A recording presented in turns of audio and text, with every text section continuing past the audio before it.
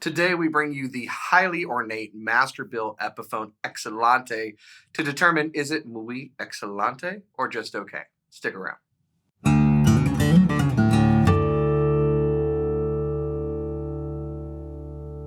Hey, you're watching Alamo Music TV. My name is Chris McKee. I'm Cooper Greenberg. We're here with Alamo Music in San Antonio, Texas. You can find us online at alamomusic.com. If you're new to the channel, make sure you subscribe, turn on notifications, and like our videos. If you want to support the channel, you can visit our spring store, link below for custom swag, and check out our podcast, the Fretboard Confessional, where you get your podcasts. We're talking about the 60s built Epiphone Excellente, and shout out to all of the people that were buying these back in the 60s. They didn't make very many of them, but you know, if you think about like Gertrude there, who's 83, she bought her house with a bag of raspberries back in the day. It's worth $4 million now. And in that vein, you know, Gibson has seen fit to reissue this excellent 60s guitar, but for less money, so that, you know, the rest of us can afford it. So appreciate that, Gibson.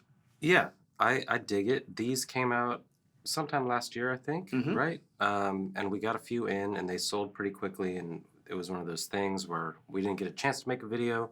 Because the sales were muy excelente. Excelente. Excelente, Excellente, Esperanza, whatever you want to call it.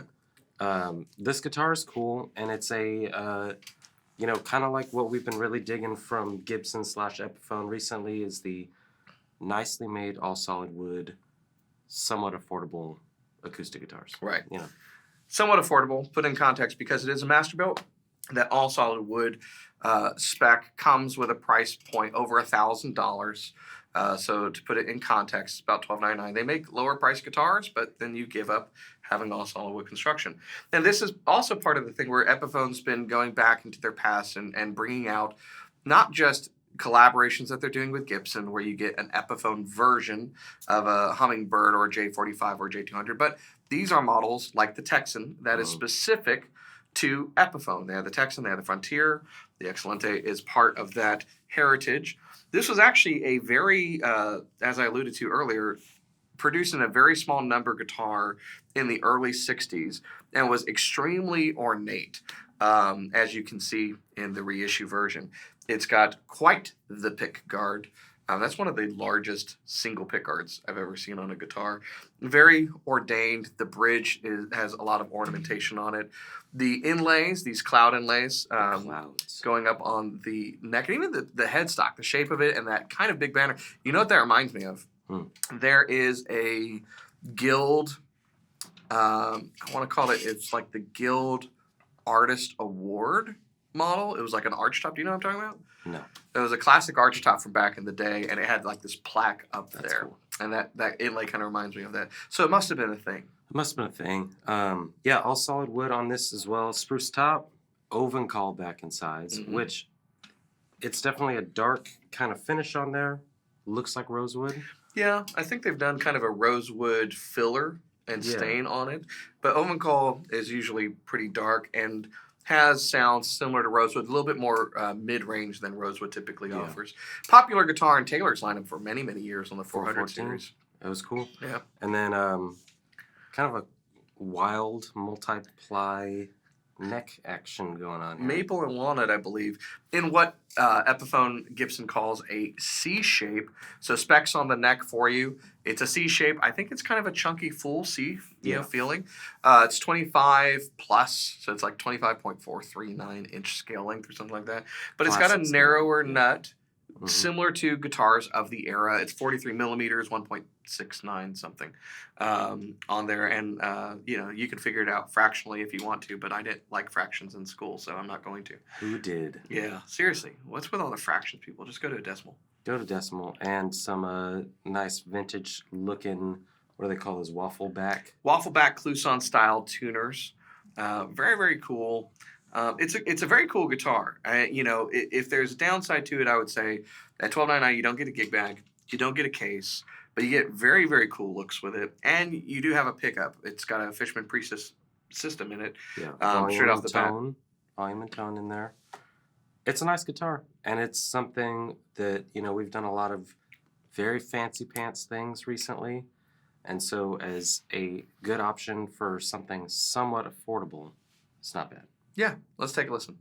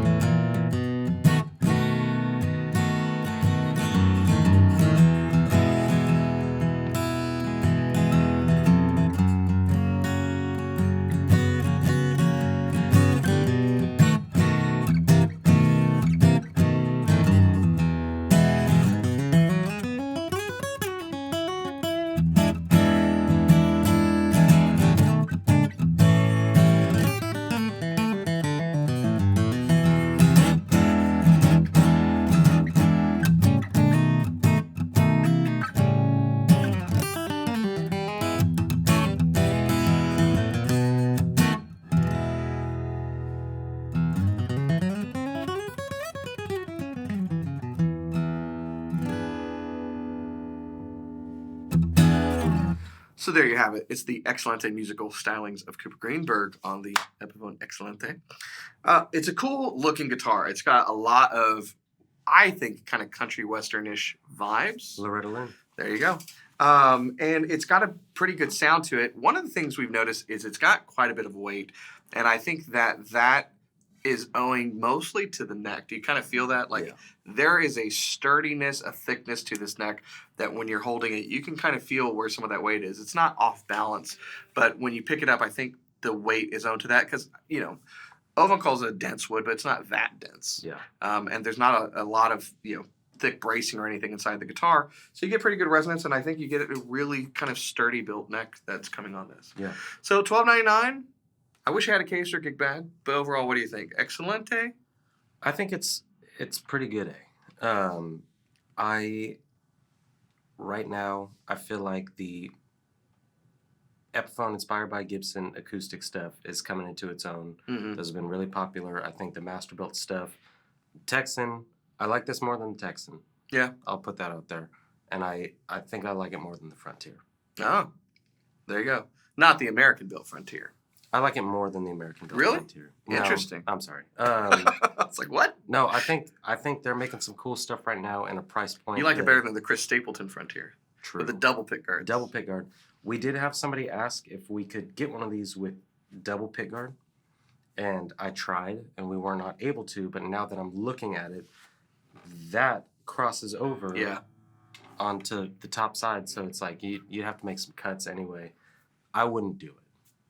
It would be interesting, though. Would be interesting. Yeah. It's more pick guard than guitar at that point. Yeah, you add about 6 pounds more onto it at that point. All hat, no cattle. Yeah. I think it's perfect for that crowd. Yeah. I think it's a nice sounding guitar. I think it's a nice feeling guitar. If you're looking for something with some character, it's a good option. Yeah, I think so. It fits that vibe. We've kind of talked about this in regards to some other guitars before. This certainly is a vibe. It's not a crime. It's a vibe. It's cool, and you know, hey, your frontman on the Texans could rock this, and it would fit in just fine. Yeah, we just got to look the part to sound the part. For the Texases. So, anyways, if you have any interest in this guitar, other Gibson or Epiphone guitars, you definitely want to hit us up at Alamo Music. You can head it to our website, which is alamomusic.com. But there is a PSA. It's all serious. You got to message us or call us or come in the store or email us. We'll make it happen. No buy button. Doesn't matter. Talk to us anyway. We'll get it to you. There you go. So if you're interested in anything from Epiphone or Gibson, reach out to us and we will find the perfect guitar to suit your needs. And you can chat with us on the website. You can ask for Cooper and I if you'd like to, and we can answer all of your little questions. And Gertrude, if you still have your Excellente from back then, feel free to reach out and offer it to us. We'll be glad to take that on trade or consign it for you. So you don't have to do the reverse mortgage. Don't you worry. Anyways, I like the guitar. I like what they're doing. And it's 2025. We're doing this right before NAMM. So I'm excited to see what happens at the show and what this year may hold for Gibson and Epiphone and some new models. So make sure that if you want to learn more about what's coming out and see our reviews, that you subscribe. Yep. And turn on your notifications so you know before anybody. Well, you know at the time that other people with their notifications on know. You'll know when the smart people know. Yeah. There you we go. So thanks so much for watching. We'll see you next time.